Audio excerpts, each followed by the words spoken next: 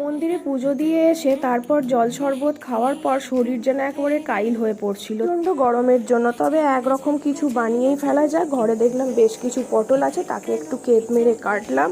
আর ছিল গোবিন্দভোগ চাল, দুটোকেই ভিজিয়ে রেখে দিলাম আর পটলটাকে নুন মাখিয়ে রেখে দিয়েছি। একটু নতুনত্ব, কিন্তু চটজল দিয়ে একটা পোলাও টাইপেরই করছি তোমাদের কাছে।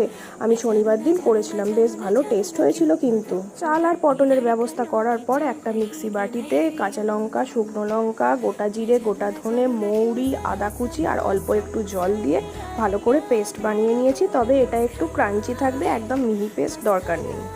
তবে এই রান্নাটা নিরামিষ যখন একটু ঘিয়ের ব্যবহার বেশি করেছি। তবে তেলেতে ঘিয়েতে করে প্রথমে পটলগুলোকে ভেজে নিয়েছি। সেই পটল ভাজার তেলেতে কাজু কিশমিশগুলোকে নাড়াচাড়া করে নিয়েছি, বেশ তাতে সেন্টটা স্ট্রং হয় আর কিশমিশ কাজুগুলো খেতেও ভালো লাগে। যাকগে, তারপর সেই তেলেতেই আরেকটু ঘি বেশি করে নিয়ে চালটাকে ভালো করে নেড়ে নিয়েছি।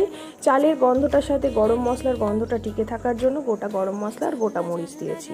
চালটা তুলে নেওয়ার পরই সেই কড়াতে আবার তেল ঘি মিক্সড করে মশলাটাকে ভালো করে কষে নিয়েছি। আর আমার ফ্রিজে একটু নারকেল কুড়ো ছিল, সেটাও দিয়েছি। তারপর একে একে চাল, পটল, হলুদ, নুন আর মিষ্টি, আর কিচ্ছু মশলা নেই, চাল আর জল 1:2 অনুপাতে দিয়ে ঢাকা দিয়ে 5-7 মিনিট রাখলেই রেডি হয়ে গেল আমাদের পোলাও।